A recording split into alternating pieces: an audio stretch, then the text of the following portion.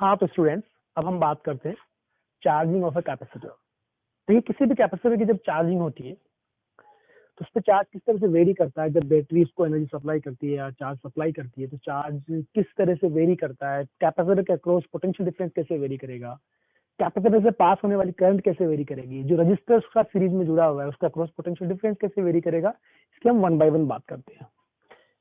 सबसे पहले स्टूडेंट ये समझना जरूरी है कि जब हम किसी भी कैपेसिटर को कनेक्ट करते हैं, किसी रजिस्टर को सीरीज में जोड़कर हमने कैपेसिटर कनेक्ट किया और उसको एक सोर्स से कनेक्ट कर दिया। तो एक बात हमेशा दिमाग में रखना कि कैपेसिटर शुरुआत में जब t इक्वल टू 0 पे मैं बात करता हूँ, जब वो अनचार्ज होता है स्टूडेंट्स, तो वो एक कंडक्टिंग वायर की तरह बिहेव करता है। इसका मतलब उसका रेजिस्टेंस जो होता है वो हम 0 मान के चलेंगे। और जब कैपेसिटर फुली चार्ज हो जाता है तो फुली चार्ज होने पर वो एक ओपन सर्किट की तरह काम करता है, मतलब उसका जो रेजिस्टेंस है वो इंफिनिटी माना जाता है। किसी भी क्वेश्चन के अंदर आपको अगर ये दे रखा हो कि capacitor is in steady state, इसका ये मतलब होता है capacitor is fully charge and fully charge capacitor is always behave like a infinite resistance और ओपन सर्किट। तो ये दो तीन चीजें आप दिमाग में रखें, ये इंटरेस्टिंग चीजें हैं, इनसे आप डायरेक्टली बहुत सारे क्वेश्चन एटलीस्ट नीट लेवल के आप डायरेक्टली सोल्व कर सकते हैं। सबसे पहले हम बात करते हैं, हमारे पास एक रेजिस्टेंस है, उसके साथ कैपेसिटर सीरीज में जुड़ा हुआ है, एक ईएमएफ का सोर्स है हमारे पास जिसको हम एक स्विच के साथ जोड़ दिया, पूरा नेट कंप्लीट किया। अब जैसा कि मैंने आपको बताया t इक्वल टू 0 पर capacitor behave like a conducting wire. तो जैसे मैं स्विच को ऑन करता हूँ, स्विच ऑन करने के जस्ट बाद जब यहाँ से करंट सप्लाई होगी तो हमारा जो कैपेसिटर है वो कंडक्टिंग वायर की तरह बिहेव करेगा। तो अगर कंडक्टिंग वायर की तरह बिहेव करेगा तो इस पूरे नेटवर्क का इफेक्टिव रेजिस्टेंस कैपिटल आर होगा। और अगर रेजिस्टेंस इफेक्टिव कैपिटल आर है और बैटरी हमारे पास आइडियल है तो इसका टर्मिनल पोटेंशियल डिफरेंस इसके ईएमएफ के बराबर होगा। उस सिचुएशन के अंदर हम अच्छी तरह जानते हैं कि यहाँ से फ्लो होने वाली जो करंट होगी वो E अपॉन आर होगी, यानी इनिशियली t इक्वल टू 0 पर जब कैपेसिटर अनचार्ज है तब फ्लो होने वाली करंट E अपॉन आर होगी। इसी तरह से जब हमारा कैपेसिटर धीरे धीरे चार्ज होगा और जो फुली चार्ज हो जाता है तो एक ओपन सर्किट तरह बिहेव करता है। ओपन सर्किट मतलब इनफाइनाइट रजिस्टर, और इनफाइनाइट रजिस्टर जब होगा तो इससे कोई करंट पास नहीं होगी। तो डेफिनेटली अगर यहाँ से कोई करंट पास नहीं होगी तो फिर यहाँ से भी करंट पास नहीं होगी, तो यहाँ से सप्लाई होने वाली करंट क्या हो जाएगी स्टूडेंट्स, जीरो। अगर आप रेजिस्टेंस को इंफिनिटी पुट कर दें तो E upon infinity become zero, that's why current becomes equal to zero. ये तो पहला केस हो गया। दूसरे केस में हम बात करते हैं, एक एग्जांपल यहाँ दिखा रखा है जिसके अंदर आप देखिए रजिस्टर आर और कैपेसिटर पैरेलल में जुड़े हुए हैं, उस पूरी असेंबली के साथ एक रजिस्टर सीरीज में जुड़ा हुआ है और उसके साथ एक सोर्स ऑफ ईएमएफ कनेक्टेड है। यहाँ मैं फिर से बात करूंगा t इक्वल टू 0 पर फ्लो होने वाली करंट कितनी होगी, हमें उसकी बात करनी है। और t इक्वल टू इंफिनिटी यानी after long time when capacitor is fully charge what will be the current drawn from the battery. So initially when capacitor is full uncharged, it will behave like a conducting wire. If this is the conducting wire, definitely this resistor is short circuited. That means पूरी की पूरी current जो है वो capacitor वाली branch चली जाएगी, conducting wire की तरह बिहेव करेगा, इससे कोई करंट पास नहीं होगी। और इससे करंट पास नहीं होगी तो पूरे नेटवर्क का जो नेट रेजिस्टेंस है वो आर बनेगा, इसलिए पास होने वाली करंट क्या होगी स्टूडेंट्स, ई बाई आर।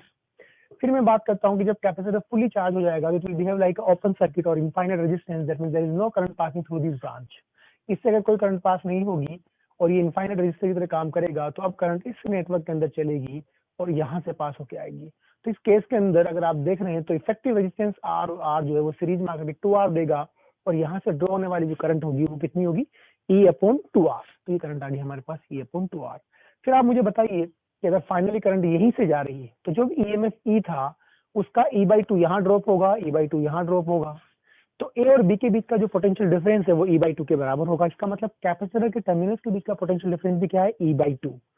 और जब कैपेसिटर के टर्मिनल्स के बीच का पोटेंशियल डिफरेंस E/2 हो तो हमें पता है कि उससे उसका जो चार्ज होगा वो कितना होगा, C/2। तो यहाँ हमने लिखा चार्ज ऑफ द कैपेसिटर यानी final charge of the capacitor is C/2। Now we will talk about the equations of the charging. इनको मैं डायरेक्टली विदाउट डेरिवेशन फॉर्मूले आपको बता रहा हूँ जो आपको मेमोराइज करके रखने, इस पे कुछ क्वेश्चन डायरेक्टली आ सकते हैं। ये एक्सपोनेंशियल ग्रोथ और एक्सपोनेंशियल डिके की इक्वेशंस आएंगी जो आप कई बार अलग अलग चैप्टर्स में पढ़ते हैं। मेरे पास एक कैपेसिटर है जो सीरीज में रेजिस्टेंस के साथ जुड़ा हुआ है और पूरी असेंबली किसी सोर्स ऑफ ईएमएफ से जुड़ी हुई, ये स्विच है। जब मैं t इक्वल टू 0 पर स्विच ऑन करता हूँ तो बच्चों यहाँ पर जब चार्ज राइज करना स्टार्ट करता है, चार्जिंग होना स्टार्ट होती है कैपेसिटर की, उसकी इक्वेशन आती है Q equal to Q nought 1 minus e to the power minus t by two. ये जो टॉ है इसको मैंने लिखा है टाइम कांस्टेंट, इसकी यूनिट क्या होती है, सेकंड। टाइम कांस्टेंट है, इसकी यूनिट सेकंड होती है। टाइम कांस्टेंट क्या होता है, ये किसी भी नेटवर्क के लिए डिफाइंड है, किसी भी एक्सपोनेंशियल फंक्शन के लिए आपको टाइम कांस्टेंट और हाफ लाइफ दो चीजें डिफाइन की जाएंगी। हाफ लाइफ वो टाइम होता है जिसके अंदर कोई भी एक्सपोनेंशियल फंक्शन 50% कंप्लीट हो जाता है, और टाइम कांस्टेंट वो टाइम होता है जिसके अंदर कोई भी एक्सपोनेंशियल फंक्शन 63% कंप्लीट हो जाता है। कितना कंप्लीट हो जाता है? 63%। Just keep in mind 63% complete हो जाता है। तो आप देखिए कि Q equal to Q nought 1 minus e to the power minus t by 2, ये चार्जिंग की इक्वेशन है। और चार्जिंग मतलब इसको ग्रोथ इक्वेशन भी बोलते हैं। तो एक्सपोनेंशियली ग्रोथ जब होगा तो ऐसे कोई भी एक्सपोनेंशियल फंक्शन, हम जानते हैं एक्सपोनेंशियल फंक्शन को पूरा होने में जो टाइम लगता है वो इनफाइनाइट टाइम होता है। तो आप देखिए अगर ये मैक्सिमम चार्ज Q नोट था और t के साथ साथ टाइम ग्रोथ कर रहा है, तो ये जो ग्राफ है ये एक्सपोनेंशियली ग्रो करता हुआ यहाँ टच नहीं करना है। हमें पता है ये इन्फिनिटी पे जाके खत्म होगा या इन्फिनिटी पे जाके इनफाइनाइट टाइम पे जाके पूरा होगा। तो इसको हम जस्ट डॉटेड लाइन से थोड़ा सा स्पेस छोड़ देंगे, और ये इस स्पेस से ये बात क्लियर हो जाती है कि हमारा जो ग्राफ है, यानी हमारा जो चार्ज को कैपेसिटर को कंप्लीटली चार्ज होने में जो टाइम लगेगा वो इन्फिनिटी लगेगा। एक और चीज आप देखिए, यहाँ मैंने लिखा है Q नोट बाई 2, यानी कैपेसिटर का चार्ज बढ़ता बढ़ता ये मैक्सिमम वैल्यू Q नोट थी तो वो Q नोट बाई 2 हो गया। जितने टाइम में चार्ज बढ़कर के Q नोट बाई 2 होगा उसको बोलते हैं half life, T half. T half वो टाइम है जब कोई भी एक्सपोनेंशियल फंक्शन कितना कंप्लीट हो जाता है? 50%। फिर एक और चीज आप देखिए कि यहाँ रजिस्टर है और यहाँ कैपेसिटर है, तो जो ईएमएफ है बैटरी का ई, उसका कुछ पार्ट यहाँ ड्रॉप होगा, कुछ पार्ट यहाँ ड्रॉप होगा, दोनों का सम ई के बराबर होना चाहिए। तो जैसा कि हम जानते हैं कि कैपेसिटर का चार्ज अगर बढ़ेगा तो डेफिनेटली उसका across potential difference Q equal to CV के अकॉर्डिंग बढ़ेगा। C तो कांस्टेंट है, राइट। तो हम वहां पर भी across the capacitor potential difference की वैल्यू कैलकुलेट कर सकते हैं। आप देखिए जैसे इसका चार्ज बढ़ेगा वैसे वैसे V equal to Q by C के अकॉर्डिंग डेफिनेटली इसका पोटेंशियल भी ग्रो करेगा, और वो भी एक्सपोनेंशियल ग्रोथ का केस आएगा। तो कैपेसिटर का अक्रॉस जो पोटेंशियल ग्रोथ आएगा उसकी इक्वेशन भी V equal to V nought 1 minus e to the power minus t by 2 ही आएगी। और डेफिनेटली यहाँ पर VR और VC का सम जो है वो E के बराबर होना चाहिए। जब मैं उसको सॉल्व करता हूँ तो potential drop across the resistor जो मिलेगा वो V equal to V nought e to the power minus t by 2 मिलेगा, ठीक। तो यहाँ आप देख पा रहे हैं कि अक्रॉस द रजिस्टर पोटेंशियल जो है वो एक्सपोनेंशियली फॉल हो रहा है, जबकि potential across the capacitor exponentially growth हो रहा है। आफ्टर द लॉन्ग टाइम जब इससे करंट पास होना बंद हो जाती है तो यहाँ का पोटेंशियल ड्रॉप जीरो हो जाता है और यहाँ कैपेसिटर का अक्रॉस पूरा का पूरा पोटेंशियल ई के बराबर हो जाता है। इसलिए हम कह सकते हैं कि अक्रॉस द रजिस्टर जो है वो पोटेंशियल फॉल होता है, एक्सपोनेंशियल फॉल होता है, एक्सपोनेंशियल डिके होता है, और अक्रॉस द कैपेसिटर जो पोटेंशियल ऑफ एक्सपोनेंशियली ग्रो होता है। तो यहाँ जो मैंने ग्राफ बनाया, ये देखिए दो ग्राफ हमने बना रखे हैं, ये V नॉट है या ये VC और VR है। ये मैक्सिमम वैल्यू यानी पीक वैल्यू, जिसको अपन पीक वैल्यू भी बोलते हैं, ये V नॉट है।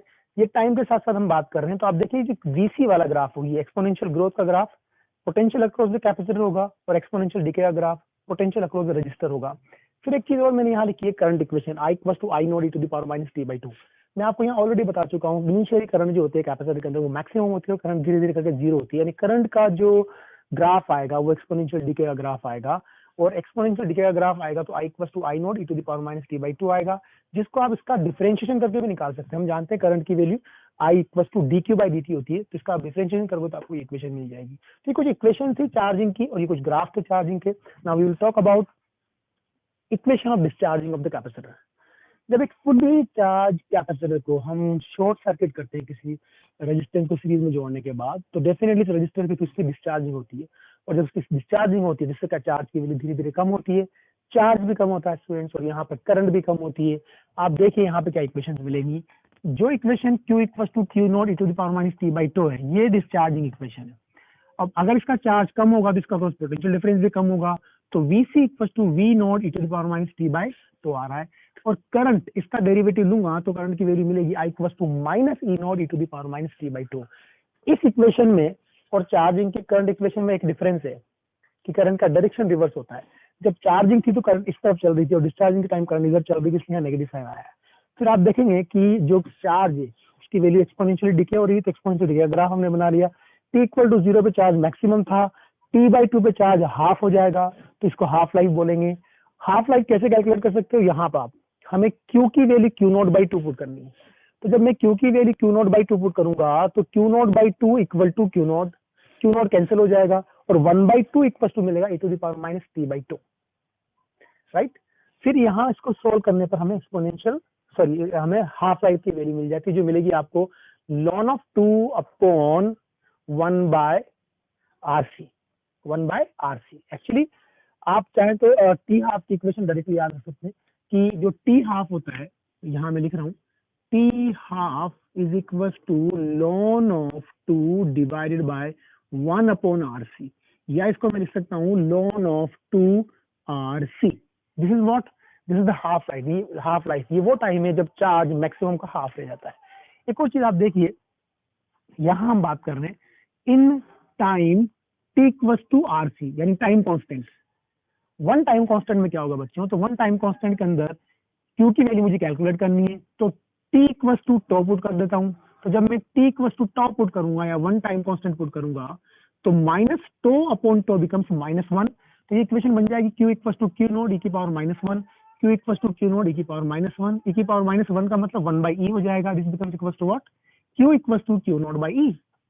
तो Q equal to Q naught by e और 1/e की वैल्यू 0.37 होती है, इसलिए क्यू की वैल्यू क्या मिली, 0.37 times of Q not. Initially charge Q not था, एक वन टाइम कांस्टेंट के अंदर 0.37 टाइम्स ऑफ क्यू नॉट मिली। तो बच्चों आपको ये बात समझ में आ गई होगी कि टाइम जो है, चार्ज जो है वो 0.63 टाइम कम हो गया, और 0.63 कम हो गया इसका मतलब वन टाइम कांस्टेंट के अंदर जो चेंज आया वो 63%। इसको हमेशा ध्यान रखना।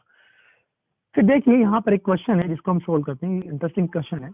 हमारे पास दो कैपेसिटर है जिनकी वैल्यू 2 माइक्रोफैराड है, एक रजिस्टर 5 ओम का है जो इनके साथ सीरीज में जुड़ा हुआ है। फिर आप देखिए यहाँ इन दो टर्मिनल्स के बीच में एक बैटरी जिसका ईएमएफ 5 वोल्ट है, और उसके साथ सीरीज में 2.5 ओम का रजिस्टर जुड़ा हुआ है। अगर मैं इसको ए नाम दे दूं, इसको बी नाम दे दूं, तो इस ए और बी के बीच में फिर नीचे एक पैरेलल के अंदर 5 ओम का रजिस्टर जुड़ा हुआ है। हमें ये बात करनी है इस क्वेश्चन के अंदर कि t इक्वल टू 0 पर, मान लो मैं यहाँ बैटरी के यहाँ पे स्विच कनेक्ट कर देता हूँ, ये सब कुछ स्विच था, जो स्विच है उसको जब मैं t इक्वल टू 0 पे ऑन करूंगा, तब यहाँ से इस ब्रांच से इस ब्रांच से इस ब्रांच से फ्लो होने वाली करंट कितनी होगी, और जब कैपेसिटर फुल्ली चार्ज हो जाएगा तो करंट कितनी होगी। जैसा कि मैं आपको बता चुका हूँ कि किसी भी कैपेसिटर का बिहेवियर कंडक्टिंग वायर की तरह होता है जब वो अनचार्ज होता है। तो इनिशियली हमारा कैपेसिटर अनचार्ज है, तो अगर capacitor अनचार्ज these will behave like a conducting wire, मतलब इन कैपेसिटर को यहाँ से हटा करके कंडक्टिंग वायर से मैं रिप्लेस कर सकता हूँ, जो मैंने यहाँ कर दिया। जब t इक्वल टू 0 पे बात करूंगा तो ये कंडक्टिंग वायर की तरह बिहेव हो जाएगा। इस पूरी ब्रांच का जो रजिस्टर है वो 5 ओम होगा, और इसका रजिस्टर 5 ओम है। अब आप देखिए ये पॉइंट ए था, ये बी था, तो ये पूरा 5 ओम, ऊपर नीचे 5 ओम। तो आप देख पा रहे होंगे कि ये 5 ओम ए और बी के बीच में कनेक्टेड है, ये 5 ओम बी ए और बी के बीच में कनेक्टेड है। तो ये किसमें आ जाएंगे बच्चों, पैरेलल के अंदर। तो 5 और 5 जब पैरेलल में आएंगे तो इफेक्टिव क्या देंगे, 2.5। अब वो 2.5 जहां, जैसे मान लो इसको हटा करके मैं इसकी जगह 2.5 लिख देता हूँ, क्योंकि इन दोनों का इक्विवेलेंट क्या है, 2.5। तो जब मैं इसको हटा दूंगा और इसकी जगह 2.5 लिख दूंगा तो हमारा सर्किट बचेगा ये वाला, और इस सर्किट के अंदर 2.5 और 2.5 दोनों किसमें आ जाएंगे, सीरीज में। That will give out 5 ohm resistor. EMF कितना था, 5 वोल्ट का, तो हमें करंट मिल जाएगी 1 एम्पियर। तो t इक्वल टू 0 पर यहाँ से फ्लो होने वाली करंट 1 एम्पियर थी। अब जब इधर से 1 एम्पियर करंट फ्लो हो रही है तो बच्चों ये भी 5 है और ये भी 5 है, तो ये 1 एम्पियर दो इक्वल पार्ट में डिवाइड हो जाएगी। तो I1 और I2 की वैल्यू क्या हो जाएगी, 0.5 एम्पियर। ये तो बात कर ली हमने t इक्वल टू 0 पे। After long time what happen, हमें पता है जब कैपेसिटर फुल्ली चार्ज हो जाता है तो वो एक इनफाइनाइट रजिस्टर की तरह काम करता है, या वो एक ओपन सर्किट की तरह काम करता है। तो हमने क्या किया, आफ्टर द लॉन्ग टाइम यहाँ से इसको डिस्कनेक्ट कर दिया, कैपेसिटर की जगह हमने ओपन सर्किट बना दिया। इसका मतलब यहाँ इस ब्रांच से कोई करंट पास नहीं होगी। अब जो करंट पास होगी वो इस ब्रांच से होगी, ऐसे करंट जाएगी, ऐसे आएगी और इस लूप के अंदर करंट पास होगी। तो आप देख पा रहे होंगे जब इससे करंट नहीं जाएगी और करंट से इधर चलेगी तो इफेक्टिव रेजिस्टेंस हो जाएगा 5 and 2.5 का सम, that is 7.5। So what will be the value of current? Current becomes equal to 5 upon 7.5, that will give 2/3 ampere. इस तरह के न्यूमेरिकल्स आप सोल्व कर सकते हैं। तो ये चार्जिंग डिस्चार्जिंग की इक्वेशन आप याद रखें, इनसे नीट में बड़े आसान से सवाल आएंगे, इनसे घबराने की या होपलेस होने की जरूरत नहीं है। जैसे आप फॉर्मूला इसको मेमोराइज करें और इसको थोड़ा समझें कि किस तरह से चार्जिंग होती है, किस तरह से डिस्चार्जिंग होती है। अलग अलग चैप्टर्स में कई बार आपको ऐसी चीजें पढ़ने को मिलेंगी। हम ईएमआई के अंदर बात करेंगे, ऐसी चीजें पढ़ेंगे। फिर हम देखेंगे कि जो हमारा रेडियो एक्टिविटी है वहां भी हमें एग्जैक्टली सिमिलर इक्वेशन मिलेंगी। तो 3-4 जगह प्रैक्टिस करने पर अच्छी खासी आपकी ग्रिप आ जाएगी। इसमें जरा भी डीमोरलाइज होने की या कॉन्फिडेंस लूज करने की जरूरत नहीं है।